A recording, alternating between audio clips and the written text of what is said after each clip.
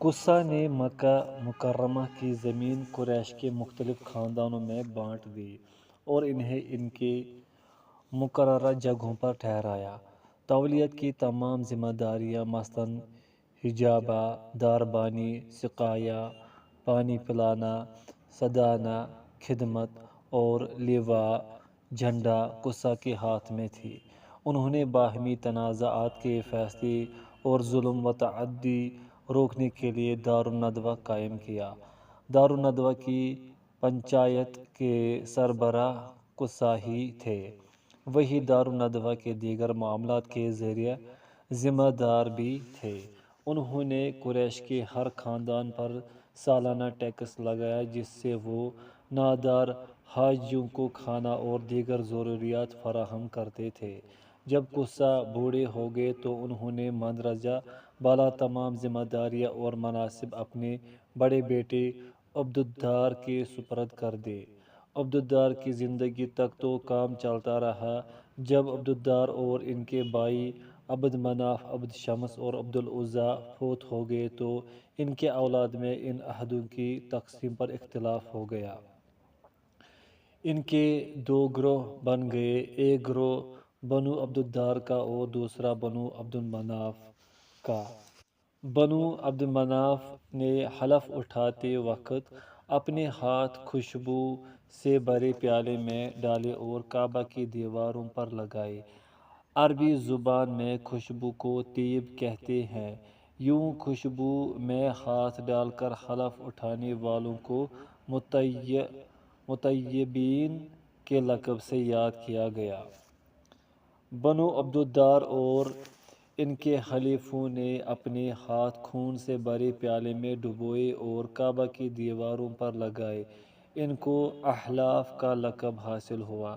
جنگ کا شدید خطرہ پیدا ہو گیا مگر آخر کار اس معاہدے پر صلح ہو گئی کہ حجاج کی خدمت گزاری اور پانی پلانے کی ذمہ داری بنو عبد مناف اور ان کے حلیفوں کو ملے گی اور حجابہ، دربانی کا منصب، لیواء جھنڈا اور دارالندوہ بنو عبدالدار کے پاس رہیں گے۔ بنو عبد مناف کو ملنے والے اعزازات اور عہدے ہاشم اور ان کے بھائی عبد شمس میں یوں تقسیم ہوئے کہ سقایا اور حجاج کی میزبانی ہاشم کو ملی اور جنگ میں قیادت کا منصب عبد شمس کو ملا۔ حاشیہ: ابن ہشام نے یہ روایت ابن اسحاق کے حوالے سے بغیر سند کے نقل کی ہے۔ ابن ہشام کے علاوہ کسی مورخ نے بھی اس روایت کو بسند صحیح بیان نہیں کیا۔ حاشیہ مکمل ہوا۔ جب لوگوں کی نظر میں ہاشم کا مرتبہ بہت بلند ہو گیا تو ان کا بھتیجا امیہ بن عبد شمس ان سے حسد کرنے لگا اور اس نے ان سے رفادہ کا عہدہ چھیننے کی کوشش کی مگر منہ کی کھائی۔ اس کی قوم کے بعض افراد نے اس کی شدید مذمت کی۔ اس پر وہ اور زیادہ مشتعل ہوا اور پہلے سے بڑھ کر حسد کرنے لگا۔ ہاشم کی وفات کے بعد ان کے بھائی مطلب نے سقایا اور رفادہ کے عہدے سنبھالے۔ مطلب کی وفات کے بعد ان کے بھتیجے جناب عبدالمطلب جانشین قرار پائے۔ جب وہ انتقال کر گئے تو حضرت عباس بن عبدالمطلب رضی اللہ عنہ ان عہدوں پر فائز ہوئے۔ رسول اللہ صلی اللہ علیہ وسلم نے فتح مکہ کے بعد دونوں عہدوں پر انہی کو فائز رکھا۔ بنو عبدالدار نسل در نسل حجابہ، لیواء اور دارالندوہ کی سربراہی کے وارث بنتے رہے۔ فتح مکہ کے بعد رسول اللہ صلی اللہ علیہ وسلم نے حجابہ کے عہدے پر انہی کو مامور رکھا اور کعبہ مشرفہ کی چابی حضرت عثمان بن طلحہ کے سپرد فرما دی جو آج تک انہی کی نسل کے ہاتھ میں ہے۔ بعض مفسرین کا قول ہے کہ یہ آیت اسی سلسلے میں نازل ہوئی تھی۔ ترجمہ: بے شک اللہ تمہیں حکم دیتا ہے کہ تم امانتیں ان کے حقداروں کو واپس کر دو۔ سورۃ النساء آیت نمبر 58۔ تفسیر تبری میں ہے، یہ ابن جریر کا قول ہے اور اس کی سند میں قدر ضعف پایا گیا ہے۔ جلیل القدر مفسر امام طبری کی نظر میں یہ قول ایسا بعید الصواب بھی نہیں ہے۔ انہوں نے اس ضمن میں دیگر اقوال بھی نقل کیے ہیں۔ یثرب پہلے پہل یہاں عمالقہ رہتے تھے، پھر بعض یہودی قبائل ان پر غالب آ گئے اور وہاں رہنے لگے۔ یہ پہلی اور دوسری صدی عیسوی کی بات ہے، جب رومیوں نے شام کے علاقے میں یہودیوں کے خلاف جنگ کر کے انہیں ادھر ادھر منتشر کر دیا تو یہودیوں کے چند قبائل جن میں بنو نذیر اور بنو قریظہ ممتاز تھے، یثرب آ کر رہنے لگے۔ معرب کا بند ڈیم ٹوٹنے کے بعد اوس و خزرج کے قبائل بھی یمن چھوڑ کر یہیں آ بسے۔ کچھ عرصے تک یہودی اور اوس و خزرج نہ صرف اتفاق سے رہتے رہے بلکہ باہم معاہدے کر کے ایک دوسرے کے حلیف بھی بن گئے تاکہ ایک دوسرے سے کوئی خطرہ نہ رہے۔ لیکن جب اوس اور خزرج کی شان و شوکت میں اضافہ ہونے لگا تو یہودی سارے معاہدے پس پشت ڈال کر ان پر چڑھ دوڑے۔ اوس و خزرج نے اپنے چچا زاد غسانیوں سے مدد طلب کی تو انہوں نے یہودیوں کے خلاف ان کی مدد کی، اس طرح یہودی پسپا ہو گئے۔ اوس و خزرج بھی شروع میں اتفاق سے رہتے رہے، لیکن بعد میں ان کے درمیان بھی طویل جنگوں کا سلسلہ شروع ہو گیا جن میں عموماً خزرج ہی غالب آتے رہے۔ بنو اوس نے بنو خزرج کے خلاف قریشیوں سے حلیفانہ معاہدہ کرنے کی کوشش کی مگر وہ کامیاب نہ ہو سکے۔ مجبوراً انہوں نے بنو قریظہ اور بنو نذیر سے معاہدہ کر لیا۔ بنو خزرج کو یہ بات معلوم ہوئی تو انہوں نے یہودیوں سے وضاحت طلب کی۔ یہودیوں نے کہہ دیا کہ ہمیں تمہاری باہمی جنگوں سے کوئی دلچسپی نہیں۔ بنو خزرج نے ان سے 40 جوان مانگ لیے تاکہ وہ بطور ضمانت ان کے پاس رہے۔ یہودیوں نے یہ مطالبہ مان لیا۔ جب ان کے جوان خزرج کے قابو میں آ گئے تو انہوں نے یہودیوں کو الٹیمیٹ دے دیا کہ یثرب خالی کر دو ورنہ ہم تمہارے جوان قتل کر دیں گے۔ یہود یثرب سے نکل جانے پر تیار ہو گئے، لیکن کعب بن اسد قرظی نے انہیں قائل کر لیا کہ وہ یثرب نہ چھوڑے، چاہے جوان قتل کر دیے جائے، اور ایسا ہی ہوا۔ بنو خزرج نے ان کے 40 جوانوں کو تہ دے کر ڈالا۔ یہودی طیش میں آ گئے، وہ اعلانیہ اوس کے حلیف بن گئے اور جنگ بؤاس میں ڈٹ کر اوس کا ساتھ دیا۔ اس جنگ میں اوس غالب رہے۔ انہوں نے بنو خزرج کی بڑی تعداد قتل کر کے اگلے پچھلے سارے بدلے لے لیے۔ بالآخر دونوں فریق صلح پر آمادہ ہو گئے اور دونوں نے طے کر لیا کہ عبداللہ بن ابی ابن سلول خزرجی کی سرکردگی میں حکومت قائم کی جائے جو یثرب کے معاملات کنٹرول کرے۔ ابھی وہ اس کی تیاریوں ہی میں تھے کہ رسول اللہ صلی اللہ علیہ وسلم ہجرت کر کے مدینہ یثرب تشریف لے آئے اور یثرب کے تمام باشندے اسلام کے جھنڈے تلے آ گئے۔ عبداللہ بن ابی کے لیے یہ صورتحال بڑی روح فرسا تھی، لیکن جنگ بدر کے بعد اس کے لیے اس کے سوا کوئی چارہ کار نہ رہا کہ ظاہری طور پر وہ بھی دار اسلام میں داخل ہو جائے۔ بعد کے واقعات سے صاف پتہ چلتا ہے کہ وہ پکا منافق تھا۔ اس کی تفصیل آگے آ رہی ہے۔ عبداللہ بن ابی کے نفاق پر تمام محدثین، مفسرین اور مورخین متفق ہیں۔ البتہ اوس کا سردار ابو عامر بن صیفی بن نعمان جو غسیل ملائکہ ابو حنظلہ کا والد تھا، بدستور کفر پر قائم رہا۔ وہ مدینہ سے نکل بھاگا اور مکہ چلا گیا، وہاں سے طائف کی راہ لی اور پھر رومیوں کے پاس شام جا پہنچا۔ وہ ہر ممکن کوشش کرتا رہا کہ اسلام کو ختم کر دے۔ اس نے دور جاہلیت میں رہبانیت اختیار کر لی تھی، چنانچہ لوگ اسے راہب کہتے تھے۔ رسول اللہ صلی اللہ علیہ وسلم نے فرمایا، اسے راہب نہ کہو بلکہ فاسق کہو۔ ابن ہشام نے اس واقعے کو مرسل سند سے روایت کیا ہے، دیگر مورخین اسے بغیر کسی سند کے بیان کرتے ہیں۔ غزوہ احد کی تفصیلات میں اس کا مزید تذکرہ آئے گا۔ طائف وج کے نام سے معروف تھا۔ وج بن عبد الحی وہاں رہنے والی عمالقہ میں سے ایک شخص کا نام تھا۔ اس کے نام پر طائف کو بھی وج کہتے تھے۔ پھر وادی قرہ سے قبیلہ حوازن اٹھ کر یہاں آ گیا اور ان کی سرداری قصی بن منبہ بن بکر بن حوازن نے وج قبیلہ کے سردار عامر ادوانی کی بیٹی سے شادی کر لی۔ بعد میں یہی قصہ ثقیف کے نام سے مشہور ہوا۔ جب ان لوگوں کی آبادی بڑھ گئی تو انہوں نے دیوار بنا کر وج کو قلعے کی شکل دے دی۔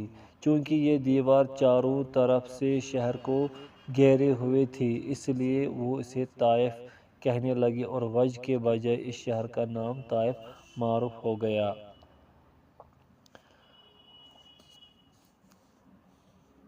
جب اسلام کا ظہور ہوا تو بنو ثقیف دو گروہوں میں بٹے ہوئے تھے، ایک بنو مالک اور دوسرے کو احلاف کہتے تھے۔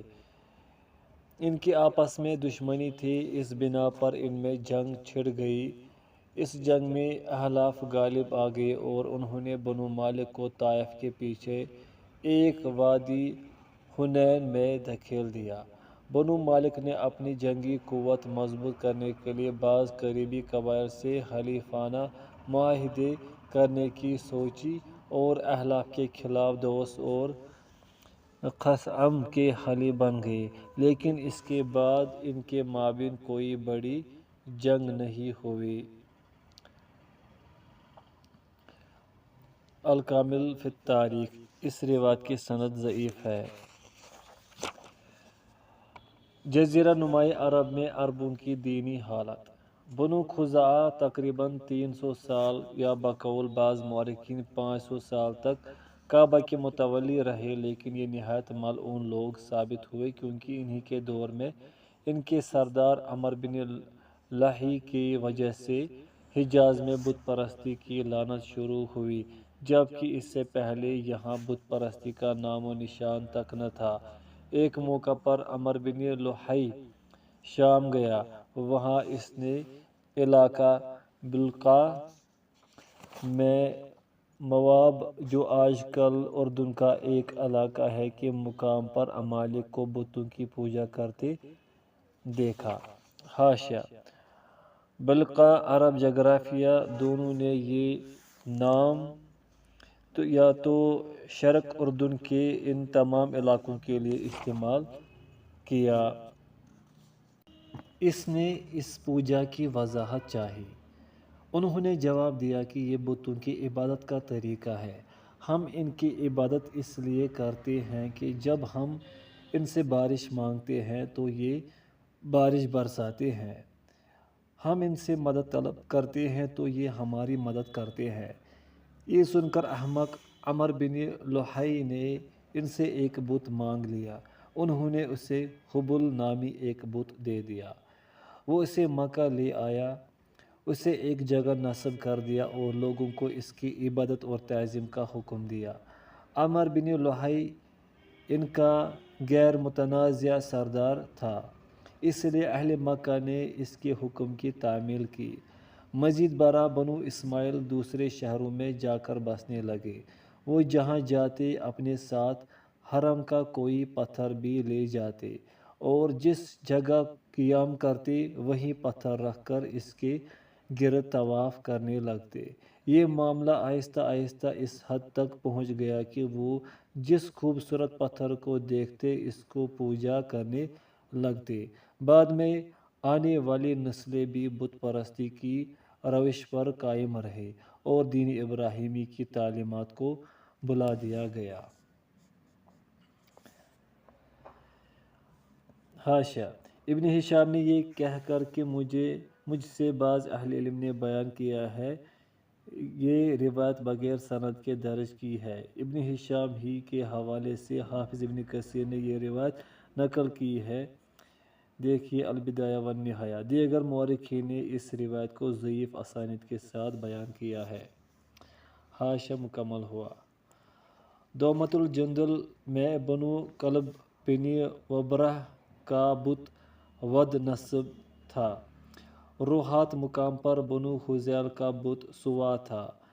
بنو طے کے ایک قبیلہ بنو نعم اور بنو مزجہ کے بنو مزحج کے جرش میں رہنے والے لوگوں کا بت یغوث تھا، جو جرش میں نصب تھا۔ ہمدانی قبیلے بنو کھیوان کا بت یعوق اور حمیری قبیلہ ذوالقلع کا بت نصر تھا۔ یہ بت وہی تھے جن کی پوجا حضرت نوح علیہ السلام کی قوم کرتی تھی۔ اللہ تعالیٰ نے قرآن کریم میں اس کا ذکر ان الفاظ میں فرمایا، اور انہوں نے کہا کہ تم ہرگز اپنے معبودوں کو نہ چھوڑنا اور نہ کبھی ود کو چھوڑنا اور نہ سوا کو اور نہ یغوث یعوق اور نصر کو، اور انہوں نے بہتوں کو گمراہ کیا۔ سورہ نوح۔ حاشیہ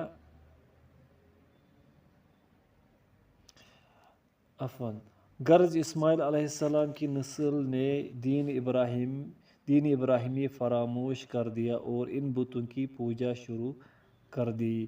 بنو خولان کا بھی ایک بت تھا جسے وہ ام انس یا امانیس کہتے تھے۔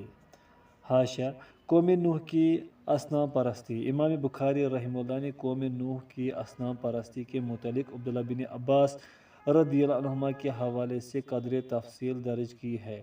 عبداللہ بن عباس رضی اللہ عنہ کا کہنا ہے کہ قوم نوح کے اصنام جو بعد میں مشرکین عرب کو منتقل ہوئے، دراصل ان کی قوم کے چند نیک دینت اشخاص کے ناموں پر تراشے گئے تھے۔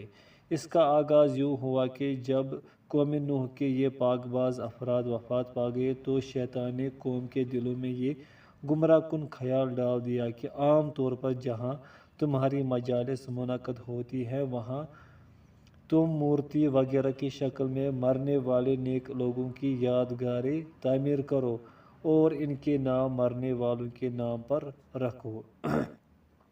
قوم نے ایسا ہی کیا، لیکن انہوں نے یادگاروں کی تعمیر ہی پر اکتفا کیا اور ان کی عبادت نہ کی۔ اگلی نسلوں نے جبکہ علم مٹ چکا تھا، ان یادگاروں کو پوجنا شروع کر دیا، دیکھیے صحیح البخاری۔ حافظ ابن حجر رحمہ اللہ نے لکھا، پھر جب طوفان نوح آیا تو یہ اصنام مٹی تلے دب گئے اور ایک مدت یوں ہی مدفون رہے حتیٰ کہ شیطان انہیں نکال کر مشرکین عرب کے ہاں لے آیا، دیکھیے فتح الباری۔ حاشیہ مکمل ہوا۔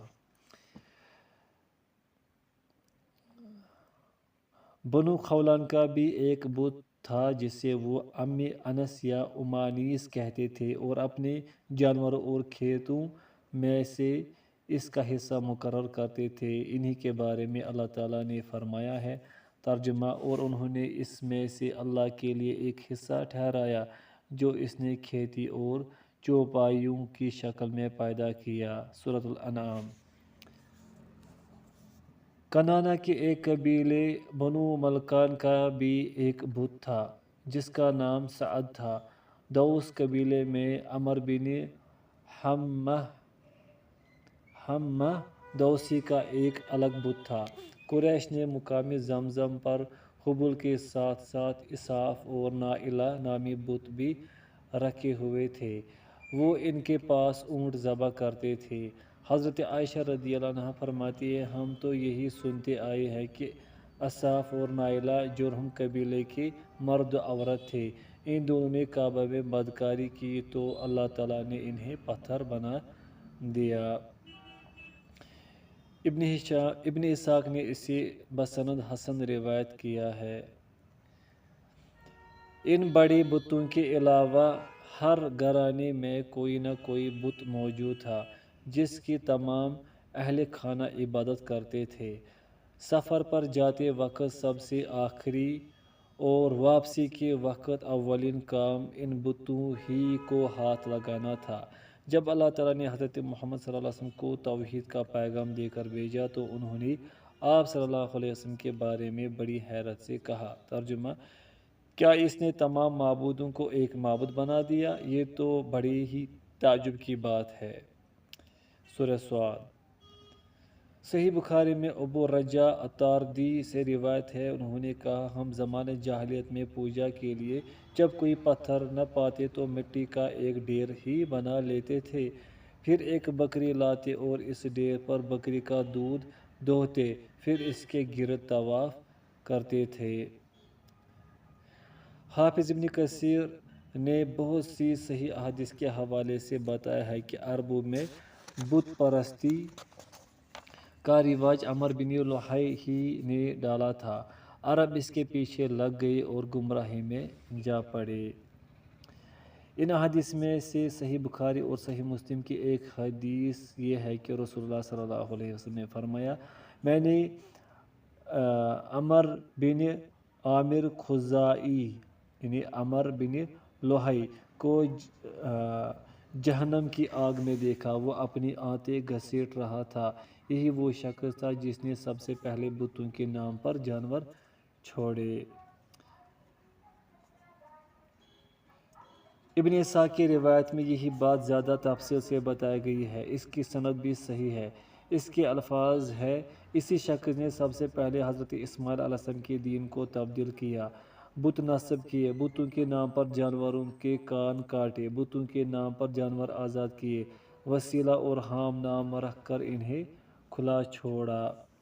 اللہ تعالیٰ نے ایک آیات میں ان چیزوں کی تردید فرمائی، ارشاد باری تعالیٰ ہے۔ ترجمہ: اور اپنی زبانوں کے جھوٹ بیان کرنے کی بنا پر یہ نہ کہو کہ یہ حلال ہے اور یہ حرام ہے تاکہ تم اللہ پر جھوٹ باندھو۔ سورۃ النحل۔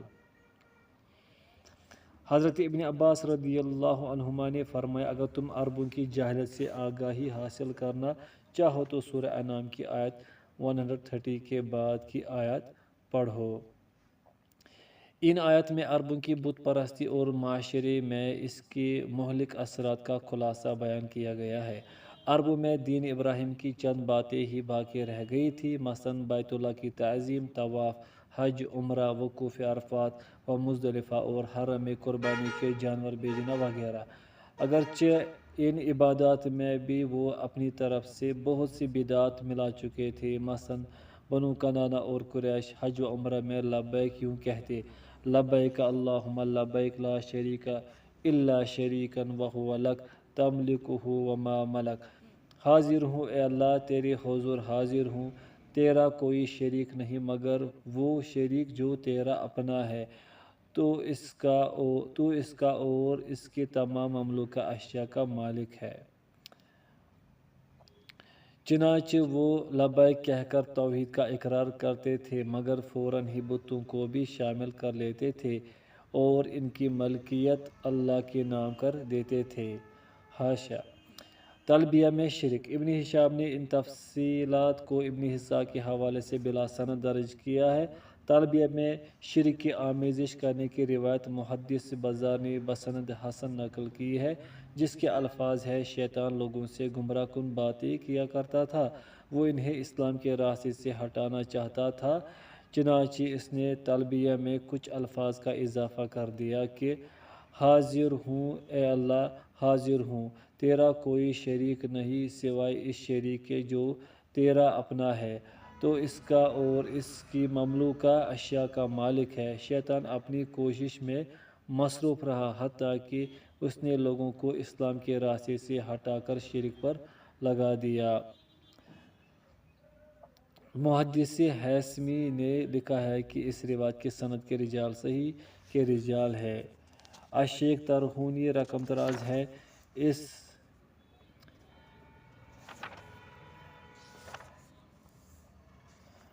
اس روایت کی سند رباعی یعنی 4 طبقات پر مشتمل ہے۔ قتادہ نے ان کے ذریعے سے روایت کی ہے۔ تاہم یہاں نرمی برتی جائے گی، خاص طور پر جبکہ اس کی تائید میں شواہد موجود ہیں۔ حاشیہ مکمل ہوا۔ مجد بارہ وہ سیٹیاں بجاتے ہوئے برہنہ حالت میں طواف کرتے تھے۔ عربوں نے کعبہ کے ساتھ ساتھ کئی بت خانے بھی بنا رکھے تھے اور ان کے کعبہ ہی کی طرح تعظیم کرتے تھے۔ ان کی بھی صدانت اور حجابت ہوتی تھی، وہاں بھی جانور لے جا کر ذبح کیے جاتے تھے، ان کا طواف بھی کیا جاتا تھا اور ان کے نام پر جانور بھی چھوڑے جاتے تھے۔ مثلاً قریش اور بنو کنانہ کا خصوصی بت عزا نخلہ کے مقام پر تھا، اس کے خادم اور نگراں بنو ہاشم کے حلفاء بنو شیبان تھے۔ بنو ثقیف کا خصوصی بت لات طائف میں تھا، اس کے خادم اور نگراں بنو معتب تھے۔ اوس و خزرج اور ان کے ہم مسلک لوگوں کا خصوصی بت منات قدید بن مشلل کے مقام پر تھا۔ قرآن مجید نے ان بتوں کی طرف اشارہ کیا ہے۔ ترجمہ: تم مجھے لات اور عزا کی خبر دو اور تیسری دیوی منات کی جو گٹیا ہے۔ دوس، خثعم، بجیلہ اور ان کے علاقے کے دیگر لوگوں کا بت ذوالخلصہ تبالہ کے مقام پر تھا، اسے یمنی کعبہ کہتے تھے۔ اسے ممتاز کرنے کے لیے اصل کعبہ کو شامی کعبہ کہا جاتا تھا۔ بنو طے اور طے کے پہاڑوں، عجا اور سلمہ میں رہنے والوں کا بت خانہ فلس تھا۔ حمیر اور یمن والوں کا بت خانہ رعام تھا۔ بنو بکر اور بنو تغلب کا بت خانہ ذوالقعبات مقام سنداد میں تھا۔ حاشیہ: عرب کے ان صنم کدوں کے متعلق مزید تفصیل فتح مکہ کے بیان کے بعد آ رہی ہے جب انہیں منہدم کیا گیا۔ حاشیہ مکمل ہوا۔ عربوں میں اور بھی کئی بت تھے، پرانی کتابیں ان کے ذکر سے بھری پڑی ہیں۔ بتوں کے بارے میں عربوں کے خیالات سے وابستہ بعض عجیب و غریب داستانیں مشہور ہیں۔ مثلاً مروی ہے کہ صالح بن عبداللہ کے پاس ایک پتھر تھا جسے اس نے گڑھ کر بت بنا لیا تاکہ اس کی عبادت کیا کرے۔ وہ ہر روز جمع ہوا دودھ لا کر اس پر بہا دیتا، ایک کتا آتا اسے چاٹتا اور پھر ٹانگ اٹھا کر اس پر پیشاب کر دیتا تھا۔ اسی طرح مروی ہے کہ بنو حنیفہ نے پنیر، گھی اور کھجوروں کا حلوہ سا بنا کر اس کا ایک بت بنا رکھا تھا۔ جب قحط پڑا تو بھوک سے بلبلا کر انہوں نے خود ہی اس بت کو کھا کھا کر ختم کر دیا۔ بنو تمیم کے ایک آدمی نے انہیں شعروں میں یوں شرم دلائی۔ ترجمہ: بنو حنیفہ نے اپنی خلاشی اور بھوک کی بنا پر اپنے رب ہی کو کھا لیا۔ ایک اور شاعر نے کہا۔ ترجمہ: بنو حنیفہ نے بھوک اور شدت کے وقت اپنے رب کو کھا لیا اور یہ قبیح کام کرتے وقت انہیں اپنے رب کی طرف سے انجام بد اور انتقام کا ذرا بھی خوف نہ رہا۔ اس روایت کی سند ضعیف ہے۔ ایک آدمی کا قصہ آتا ہے کہ اس نے دو لومڑوں کو اپنے بت پر پیشاب کرتے دیکھا تو اس بت کی ہجوم میں اشعار کہے۔ حضرت عمر بن خطاب رضی اللہ عنہ کا قصہ بھی مشہور ہے کہ انہوں نے دور جاہلیت میں کھجور کے حلوے سے بنے ہوئے اپنے بت کو بھوک کی شدت کی وجہ سے ہڑپ کر لیا۔ یہ قصے کہانیاں معیار حدیث کے مطابق صحیح نہ بھی ہوں تب بھی اس دور کے عربوں کی کھوئی جہالت کی خوب تصویر کشی کرتی ہیں۔ عرب علاقوں میں بت پرستی کے ساتھ ساتھ ستاروں اور سیاروں کی عبادت بھی کی جاتی تھی، خصوصاً حیران، بحرین اور صحرائی علاقے میں یہ وبا عام تھی۔ یہ بھی منقول ہے کہ مکہ میں ابو قبشہ نامی ایک شخص تھا جو شعرا ستارے کی پوجا کرتا تھا، بلکہ اس نے قریش کو بھی اس کی ترغیب دلائی تھی کہ حتیٰ کہ یہ عبادت لخم خزاع اور قریش کے بعض قبائل میں بھی رواج پا گئی تھی۔ جب رسول اللہ صلی اللہ علیہ وسلم نے لوگوں کو بت پرستی چھوڑ کر ایک اللہ کی عبادت کی دعوت دی تو انہوں نے آپ کو ابن ابو قبشہ کا بیٹا کا لقب اسی بنا پر دیا تھا کیونکہ ابو قبشہ نے بھی اس سے قبل بتوں کی عبادت کی مخالفت کی تھی اور آپ صلی اللہ علیہ وسلم بھی بتوں کی عبادت کی مخالفت کرتے تھے۔ یمن کے علاقے میں سورج کی پوجا کی جاتی تھی۔ اللہ تعالیٰ نے ملکہ سبا کے قصے میں فرمایا، ترجمہ: ہدہد نے کہا، بلا شبہ میں نے دیکھا کہ ایک عورت ان پر حکومت کرتی ہے اور اسے ضرورت کی ہر چیز عطا کی گئی ہے اور اس کا ایک عظیم تخت ہے۔ میں نے اسے اور اس کے قوم کو دیکھا کہ وہ اللہ تعالیٰ کو چھوڑ کر سورج کو سجدہ کرتے ہیں اور شیطان نے ان کے اعمال ان کے لیے پرکشش بنا دیے ہیں اور انہیں راہ حق سے روک دیا ہے، چنانچہ وہ ہدایت نہیں پاتے۔ بعض مجوسی، یہ سورۃ النحل آیت نمبر 23-24۔ بعض مجوسی فرقے بھی عرب علاقوں میں گل مل گئے تھے۔ ابن قتیبہ لکھتے ہیں، بنو تمیم میں مجوسیت کے جراثیم موجود تھے۔ ان میں زرارہ اور حاجب بن زرارہ مجوسی تھے۔ قریش میں زندیقیت کے اثرات بھی تھے جو انہوں نے ہیرا سے حاصل کیے تھے۔ اقرع بن حابس اور وقی بن حسان کا دادا ابو سعود مجوسی ہو چکے تھے۔ مجوسیت کے اثرات بحرین کے علاوہ حجر میں بھی پہنچ چکے تھے۔ وہ کہا کرتے تھے، اگر ہمارا دشمن ہماری زمین پر مارا گیا تو وہ ہماری زمین ناپاک کر دے گا۔ عرب علاقوں میں یہودیت بھی داخل ہو چکی تھی، خصوصاً مدینہ، خیبر، وادی القرا، فدق اور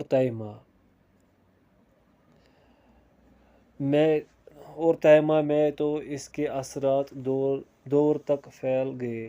یہودیت یمن میں بھی جا پہنچی تھی، حتیٰ کہ ہمیری بادشاہ ذونواس بھی یہودیت قبول کر چکا تھا اور اس نے تمام عیسائیوں کو جبراً یہودی بنانے کے احکام جاری کیے تھے، جیسا کہ ہم تفصیل ذکر کر چکے ہیں۔ اسی طرح بنو کنانہ، بنو حارث بن کعب اور کندہ میں یہودیت پاؤں جما چکی تھی۔ غالب امکان یہ ہے کہ ان لوگوں میں یہودیت یثرب اور خیبر کے یہودیوں کے ذریعے سے پہنچی تھی۔ شام کے غسانی اور یمن کے مناظرہ آل منذر مسیحیت کا شکار ہو چکے تھے۔ ہیرا میں بڑے بڑے گرجے تھے، مثلاً دیر ہند الاقدم، دیر لج اور دیر مریم۔ حاشیہ: یاقوت نے دیر ہند الاقدم کا نام دیر ہند الکبریٰ لکھا ہے۔ جزیرہ عرب کے جنوبی علاقوں میں بھی عیسائیت پھیل چکی تھی۔ ایک بہت بڑا گرجا ظفار میں اور دوسرا عدن میں قائم تھا۔ رسول اللہ صلی اللہ علیہ وسلم کے ساتھ مکہ میں اور پھر مدینہ میں نجران کے عیسائیوں کے مکالمے کا واقعہ آگے آ رہا ہے۔ بعض قریشی قبائل بھی عیسائیت قبول کر چکے تھے، مثلاً بنو اسد بن عبد العزیٰ، بنو تمیم میں سے عمرو القیس کا خاندان، ربیعہ میں سے بنو تغلب اور بنو خزاعہ کے بعض قبائل بھی حلقہ بگوش عیسائیت ہو چکے تھے۔ ایسا لگتا ہے کہ وہ براہ راست رومیوں سے متاثر ہوتے تھے۔ حاشیہ: ان سب روایات کی اسانید ضعیف ہے۔ عدی بن حاتم طائی بھی تحریف شدہ عیسائیت کے غلام بن چکے تھے۔ اس روایت کی سند حسن ہے۔ اس کے باوجود عیسائیت اور یہودیت عرب میں وسیع پیمانے پر نہیں پھیلی تھی، جیسا کہ ان مذاہب کی تاریخ سے واضح ہے، اور یہ بھی حقیقت ہے کہ دین ابراہیمی بھی مکمل طور پر نہیں مٹا تھا، بلکہ جہالت اور بت پرستی کی گٹا ٹوپ اندھیروں میں بھی کچھ افراد دین حنیف پر قائم تھے، ہر چند بہت کم تھے۔ ان سعادت مند لوگوں کو حنفاء کہا جاتا تھا۔ وہ اللہ تعالیٰ پر پختہ ایمان رکھتے تھے، توحید الوہیت اور توحید ربوبیت کے قائل و عامل تھے، اور نبوت کے منتظر تھے۔ یہ روایت ضعیف ہے۔ مثلاً قیس بن ساعدہ ایادی، زید بن عمرو بن نفیل، امیہ بن ابی صلت، ابو قیس بن ابی انس، خالد بن سنان، نابغہ دبیانی، زہیر بن ابی سلمہ، اور نبی اکرم صلی اللہ علیہ وسلم کے جد امجد کعب بن لؤی بن غالب وغیرہ۔